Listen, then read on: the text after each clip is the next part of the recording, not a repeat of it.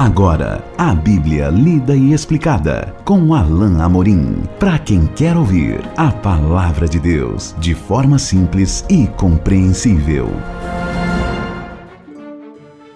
Olá, meu querido ouvinte, minha querida ouvinte. Estamos de volta com o programa A Bíblia Lida e Explicada. Eu sou o pastor Alain Amorim. Nós vamos continuar o estudo do Evangelho de Mateus no capítulo 13. Estamos caminhando para a parte final desse capítulo.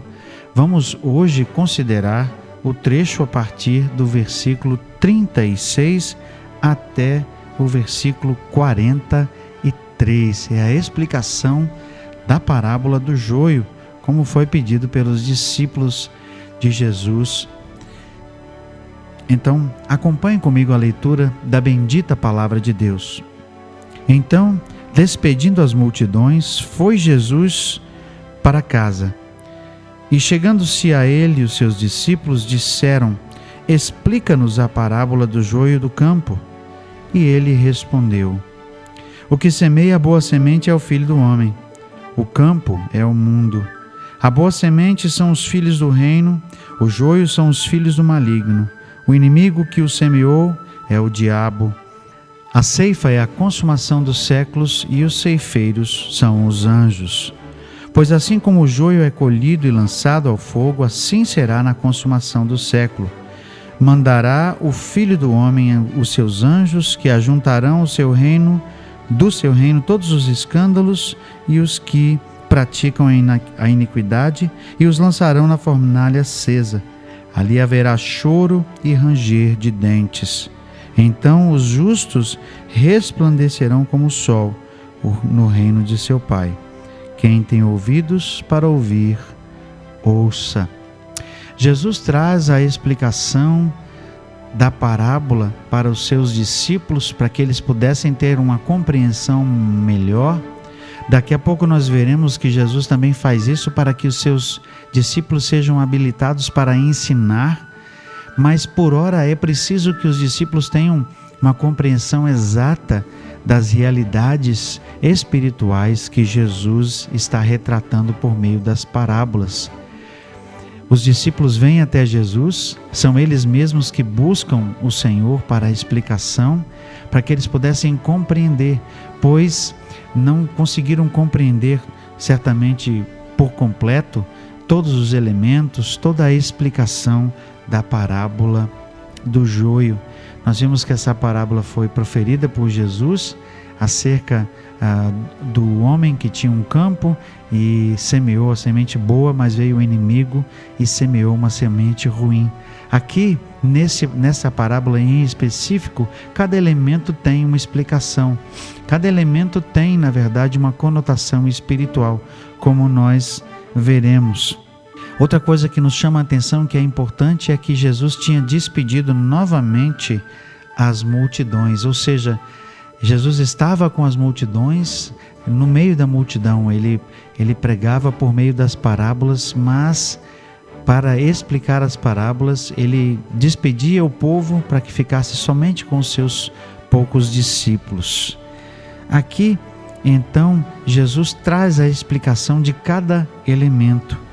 O semeador da boa semente é o próprio Jesus, que aqui ele chama de Filho do Homem. Nós já vimos que esse é um título que remonta à dignidade messiânica de Jesus. Ou seja, o Filho do Homem é o semeador da boa semente. O campo é o mundo. Interessante, e o nosso autor traz essa perspectiva. É importante nós termos em conta aqui que o campo aqui não é a igreja, não é a instituição, mas é todo o mundo. O campo é o mundo. A boa semente, na verdade, agora são os filhos do reino. São aqueles que são os filhos do Senhor, são os salvos. Somos eu e você que cremos em Jesus e que aceitamos o Evangelho. Somos a boa semente. O joio são os filhos do maligno. São aquelas pessoas que não pertencem ao Senhor Jesus e que estão ao nosso redor, que estão no nosso meio, estão juntos conosco. O inimigo aqui é o diabo, é Satanás que semeia a discórdia, que semeia a semente ruim, que coloca essas pessoas no meio do povo de Deus, talvez na tentativa certamente de fazê-las desviar-se do seu caminho. Os ceifeiros, Jesus identifica como os anjos, e a ceifa, a consumação dos séculos. Nós começamos a falar disso, mas agora fica mais claro que Jesus traz aqui a conotação do juízo, e ele traz aqui uma perspectiva importante que para nós tem que ser uma perspectiva temporal, embora para ele não necessariamente fosse, de que um dia viria o juízo, de que Deus permitiria que as plantas crescessem juntas, como nós vimos na parábola, que houvesse um tempo, que houvesse um intervalo de tempo, mas que no momento certo, os ceifeiros, que Jesus identifica aqui como anjos, viriam. Então nós temos aqui, na verdade, uma perspectiva escatológica do momento do juízo. Haverá um dia, haverá um momento em que Deus vai trazer tudo e todos a juízo. Nós sabemos disso e falamos disso e chamamos de juízo final.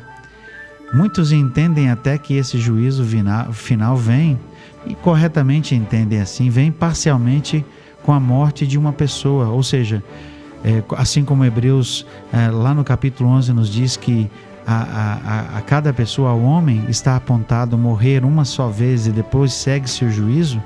A realidade vem para cada pessoa quando ela morre. Mas Jesus está aqui ensinando sobre um momento em que, de forma geral, de forma global, o mundo será julgado. Haverá um momento em que a ceifa vai acontecer. Deus vai mandar os seus anjos, como Jesus disse aqui, não é? E Ele vai, então, trazer a juízo as pessoas. E nesse momento, a vida das pessoas será julgada, será conhecido o seu propósito, o seu intento. Verso, então, 41 diz assim: mandará o Filho do Homem os seus anjos, que ajuntarão do seu reino todos os escândalos e os que praticam a iniquidade, e os lançarão na fornalha acesa. Ali haverá choro e ranger de dentes. Então os justos resplandecerão como o sol no reino de seu Pai. Haverá uma separação, haverá uma diferença. Nesse ponto aqui, a gente se lembra daquele momento em que, na parábola, Jesus disse que o ceifeiro, que o dono do campo dá a ordem aos ceifeiros que ajunte o joio de um lado e queime, e ajunte o trigo de outro e o recolha. Essa é a diferença aqui entre os ímpios e os justos. Aqueles ímpios que praticam o mal, que são filhos de Satanás, e os justos que são, na verdade, filhos de Deus. Porque enquanto os filhos de Deus serão acolhidos pelo Senhor, e aqui o texto diz, eles vão resplandecer como algo brilhante, como a luz que brilha de forma intensa, e terão a sua recompensa. Enquanto os justos terão esse final, os ímpios sofrerão. Os ímpios serão recolhidos e serão queimados. Essa é uma imagem que nós veremos será aclarada pelo próprio Jesus, como a imagem que sugere o próprio fogo do inferno. Eu sei que muitas pessoas não acreditam no inferno. Eu sei que muitas pessoas preferem não ouvir falar da realidade do inferno. Mas deixa eu te dizer, é uma verdade, é uma realidade. O inferno é real, é um lugar que não foi preparado para os homens. Essa é a questão. Deus não preparou o inferno para os homens, mas infelizmente as pessoas que escolhem rejeitar o Senhor serão para ali enviados. A consequência da escolha de cada pessoa será a vida com Deus no céu ou a vida separada de Deus num lugar que nós conhecemos como inferno. Ele é real, e o texto diz que ali vai haver choro e ranger de dentes. Ali vai haver grande sofrimento. E eu seria alguém que está escondendo a verdade de você, meu querido ouvinte, minha querida ouvinte, se eu não dissesse para você toda a implicação do texto que nós estamos considerando. A verdade é que o Evangelho traz tanto a bênção quanto a condenação. Ele traz tanto a salvação quanto a condenação, porque aqueles que ouvem a palavra do Evangelho e aceitam o Evangelho serão salvos, serão recolhidos como o trigo, estarão na presença de Deus. Mas aqueles que ouvem e rejeitam, aqueles em cujo coração a semente não dá fruto, aqueles que rejeitam a mensagem do Evangelho, esses serão também ajuntados e lá no momento do juízo serão separados para sempre da presença de Deus. E o texto diz: ali haverá choro e ranger de dentes, porque essas pessoas são pessoas que praticam a iniquidade, são os maus. Haverá recompensa sim para os bons e haverá sim recompensa para os maus. A recompensa para os bons é a salvação, é a presença de Deus, mas a recompensa para os maus é o sofrimento, é essa ação de sofrer o dano no fogo, porque eles serão queimados num lugar onde o fogo jamais se extinguirá, jamais terá fim. Assim como a eternidade com Deus é bênção para sempre no céu, assim também o castigo no inferno é também eterno. Essa é uma realidade que a Bíblia deixa muito clara e que você e eu precisamos compreender para que seja dita toda a verdade, todos tenham acesso pleno, porque Jesus falou de forma clara às pessoas e aqui também deve ficar claro para você. E eu quero terminar da mesma maneira que Jesus disse, para que você compreenda e coloque no seu coração e reflita sobre as verdades que você está ouvindo. Quem tem ouvidos para ouvir, ouça.